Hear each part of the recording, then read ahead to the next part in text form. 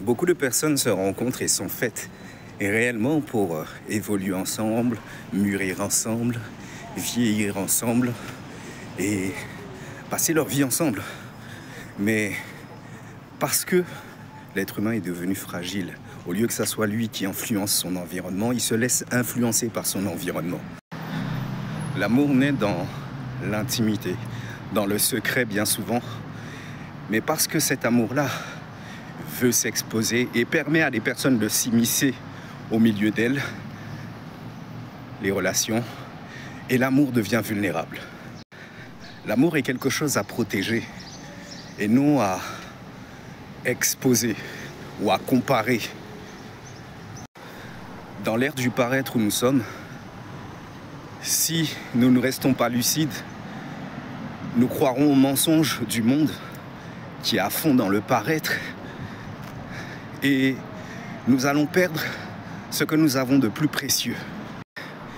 Nous sommes dans l'ère de la distraction, du tape à l'œil. Beaucoup de personnes se comparent les uns aux autres. D'autres prennent modèle sur Netflix, sur la musique.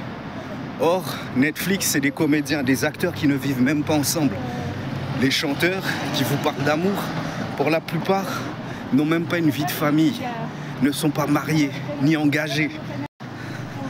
Or, le véritable amour repose sur des valeurs, sur des principes, sur des engagements.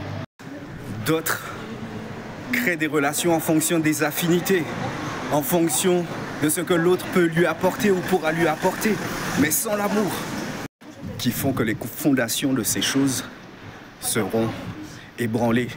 Ou si, combien même ces choses-là durent, ça va être sur la base du paraître, sans saveur. Quelqu'un qui accepte de rester avec quelqu'un, qui se met avec quelqu'un par rapport à son statut social, par rapport aux finances qu'il puisse lui apporter, c'est triste, c'est juste de la soumission de quelqu'un qui a une mentalité d'esclave. Et il ne pourra pas être épanoui. Sa seule satisfaction, c'est d'obtenir le gain. L'amour, c'est quelque chose de profond, qui te transcende, qui te nourrit, qui te fortifie. C'est quelque chose de surnaturel, de spirituel, qui appartient à Dieu. Et justement parce que nous avons perdu cette notion d'équilibre, des choses divines et célestes, qu'aujourd'hui, on a même l'émancipation des LGBT, du wokisme, etc., etc.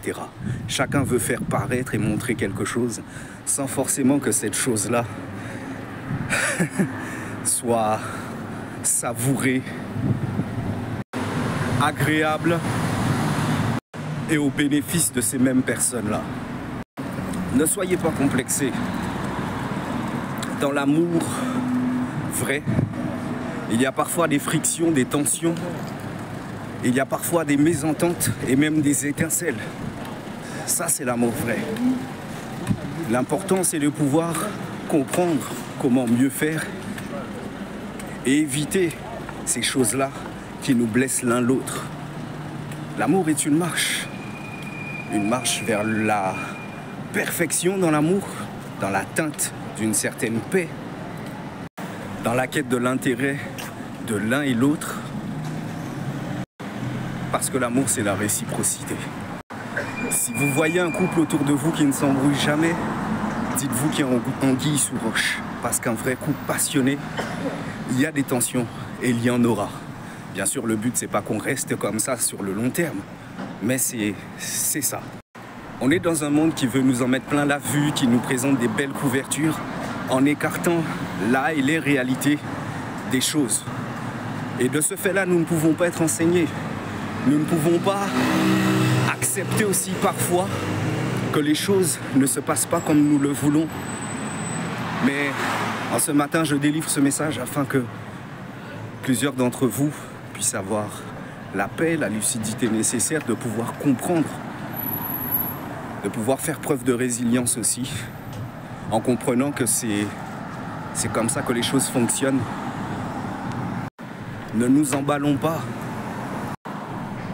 Ne nous laissons pas submerger par les émotions ou par les mauvais conseils qui pourraient venir. Si ton mari ne te trompe pas, ne te frappe pas, ne te maltraite pas, tout ce que tu traverses est réparable. Je t'assure, c'est pas parce que je suis serviteur de Dieu que moi aussi, ma famille, mon couple et ma relation ne sont pas attaqués, c'est faux. Je suis sûrement même plus attaqué que d'autres. Mais j'ai une garantie par rapport à mes valeurs, mes principes qui sont en Christ, qui sont de solides fondations. Cette fois le juste tombe, cette fois Dieu le relève. Pour durer, il faut s'appuyer sur Christ, sur Dieu, parce que Dieu est l'amour. Dieu lui-même est amour. Et en dehors de l'amour de Dieu, il n'y a que paraître, mensonge, hypocrisie et aucune possibilité de stabilité.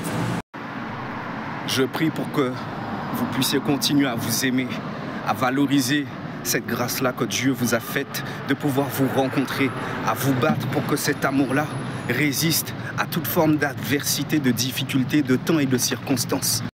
Je prie afin que nul ne puisse séparer ce que Dieu a uni.